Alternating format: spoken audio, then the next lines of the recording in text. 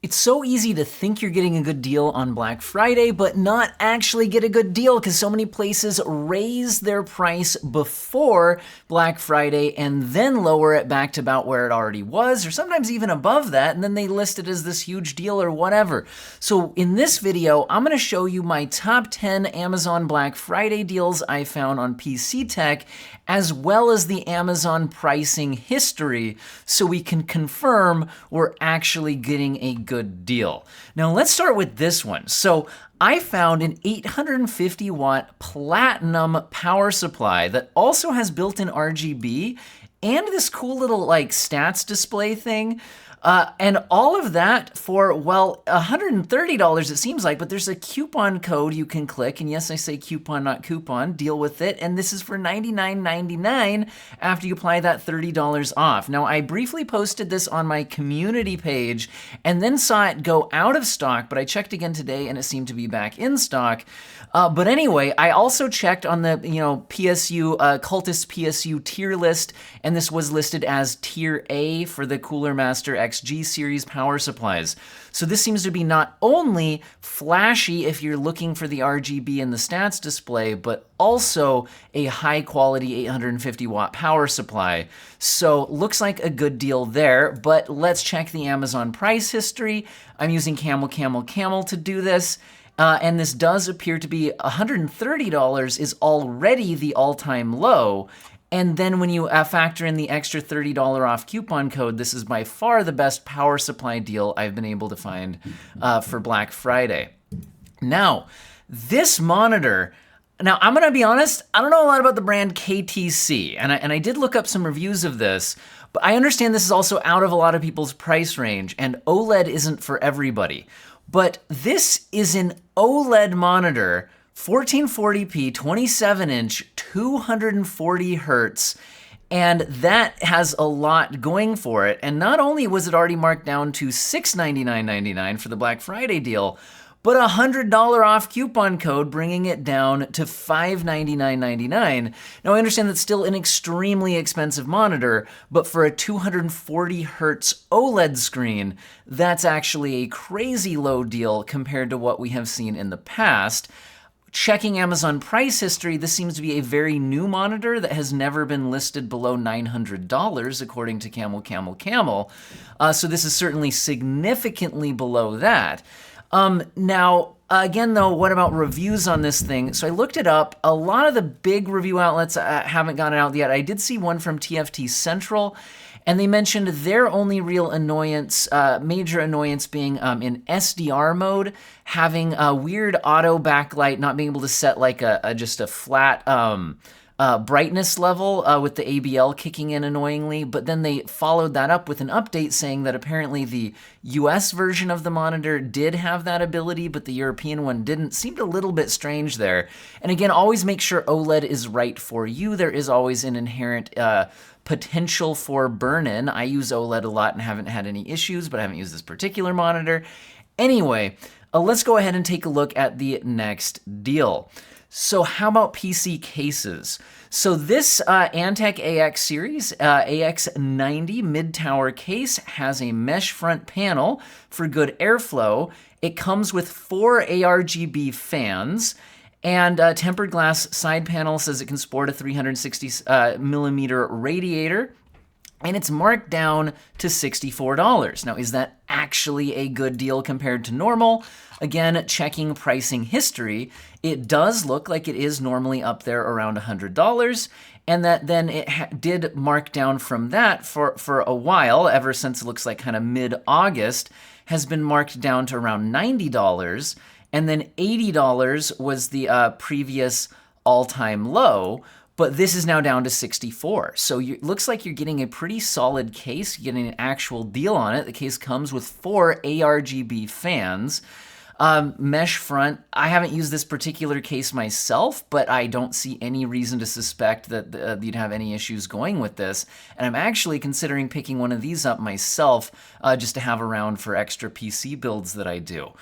Let's go ahead and take a look at this. Storage prices. SSD prices have been great for several months now, but now 4 terabyte drives, 4 terabytes. I mean, game install sizes have been getting really big.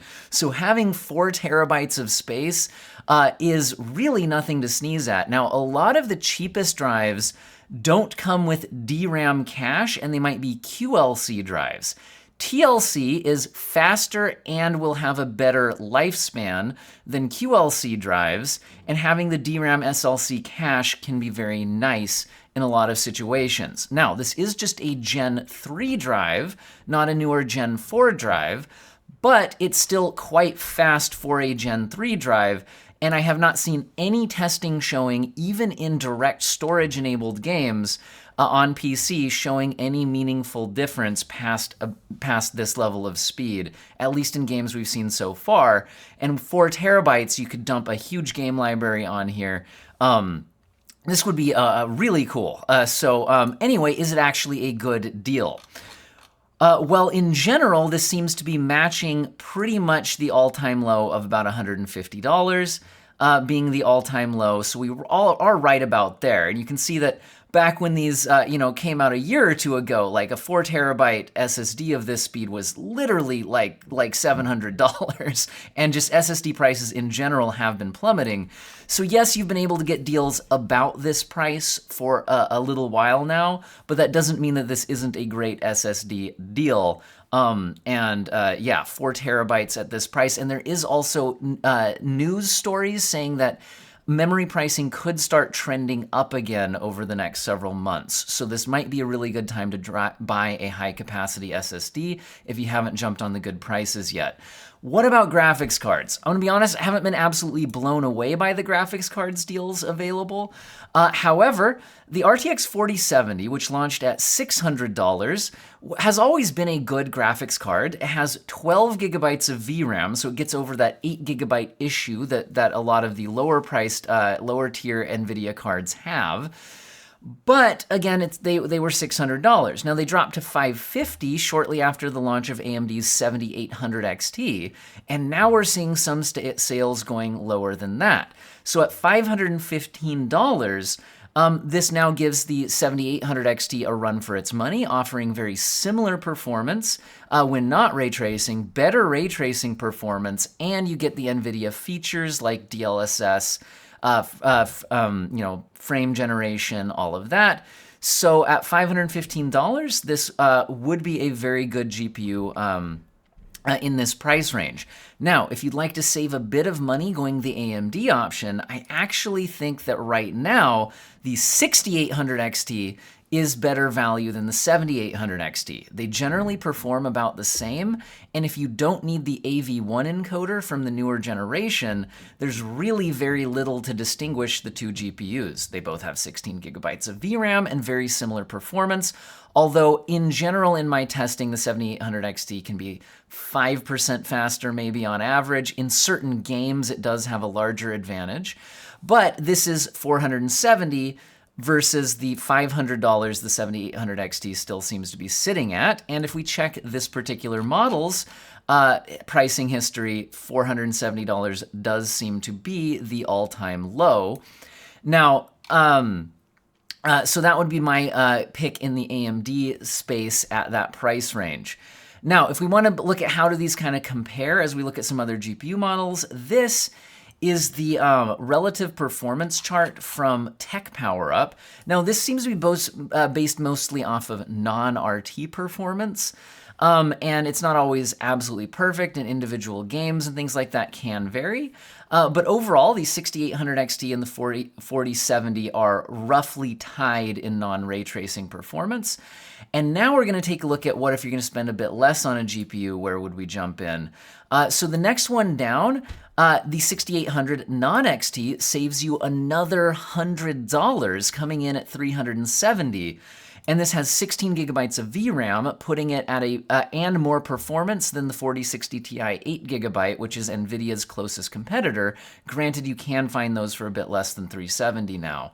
But again, this gets you the 16 gigabytes of VRAM and a good amount of performance. If we once again check our relative performance chart here, The 6800 reaches roughly 90% of the performance of that 4070 for $515 when you're not ray tracing, and again, you're losing out on the better upscaler with DLSS and things like that. However, like I said, $370 is a lot less than $515. Now, checking the Amazon price history on this particular model, $370 does appear to be the all-time low. So this is actually a Black Friday sale. Now, what if you just have way less money to spend? What if you need to spend under $200 on a graphics card? Well, Intel seems to have you covered in this price range, with the Arc A750 dropping to $180, coming in at basically the price of the A580, which launched just a month or so ago from Intel. But this does have better performance by at least 10% or so on average. And how does our pricing history look here? This does look like the all-time low at 180, although it did previously hit 190. Back in October. It then popped back up and then has now dropped back down to $10 below that previous all-time low. And how are we looking from a performance perspective? So if we go ahead and scroll up to the A750 in this list, yeah, we're at not a little over half the performance of an RTX 4070. However, if I do set this as a baseline and look at what we're looking at relative to similar GPUs, this is going to be a competitor to something like an RTX 3060, but this is doing it at $180, and a 3060 certainly still costs a lot more than that. It is faster than the RX 6600 from AMD, which is the competing price range GPU in this class. Although I will still give a shout out for the RX 6600. Intel's software and game support has gotten a lot better over the last few months. However, it's still not perfect. It's still not a good GPU for playing Starfield, for example. So there's still some kinks and support issues with Intel, but this is the overall best performance under $200 on average. So I will give that shout out to Intel. Just make sure you look into specific game support and things like that. And also make sure you have resizable bar support. If you're on an older platform and looking for a cheap GPU upgrade, if you buy an Intel GPU but your system does not support resizable bar, you will be in a world of regret. So do double check on that before buying that. And again, I think the alternative in this price range is the RX 6600 from AMD. Now, let's go ahead and look at some CPUs. So Intel's 12600KF is down to $140 flat. You can also buy the non-F version, the 12600K, for about $13, $14 more, and that gets you access to the integrated GPU, which can be really nice to have for troubleshooting purposes if you're having problems with your graphics card, or if you want to take advantage of Intel's QuickSync for video encoding or even streaming, something like that. So there's a lot of reasons why you might spend a little bit more there. But yeah, for just the raw performance at $140, this is quite a deal. Now, how good of a deal is it? Let's look at the overall Amazon pricing history. This CPU, for much of its lifespan, has sat at around $220 with occasional dips down to, $200-ish and occasionally below that, but not sitting there for very long. So dropping down to $140 even and staying there is certainly much better than we're seeing a typical pricing on this. So this does look like a much better deal than you've been able to get access to previously on this CPU. And this thing has a lot of gaming performance in it for this price range. So definitely something to consider there. Now, what if you want to get just the ultimate gaming performance? The 7800X3D is just the best gaming processor right now, period, and you can get it for $359. Now, this one is not technically an all-time low. If we go ahead and check the Amazon pricing history, the all-time low is $349. Also, if you live near a micro center, if I'm talking about CPUs, I will mention, if you live near a micro center, you can often get a CPU, motherboard, and RAM combo for better deals than just buying these separately. But a lot of people, myself included, do not live near a micro center, so that's just not an option.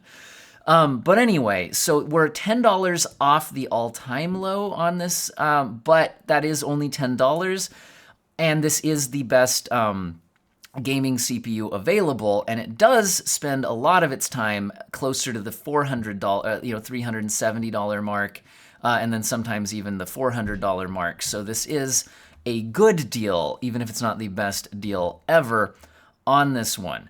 So there are my top 10 Amazon picks for Black Friday, although technically it's not even Black Friday yet. So if I do see any better deals come up, on the actual Black Friday or Cyber Monday, perhaps we'll do a follow-up video. And overall thoughts on how early we get Black Friday deals these days. I mean, it used to be annoying when they started doing Black Friday deals on Thanksgiving, because it's like, can people actually just focus on Thanksgiving before we get into all the consumerism? But hey, if it's gotten so early that we're now getting Black Friday deals ahead of Thanksgiving, maybe you can get all the consumerism out of the way. And then actually focus on family again on Thanksgiving. I actually saw a comment on one of my recent videos with that take, and I was like, I love that take on this. Maybe we can actually focus on family on Thanksgiving again. But anyway, I hope all of you have an excellent day, and I will include links for all this in the video description and pinned comment.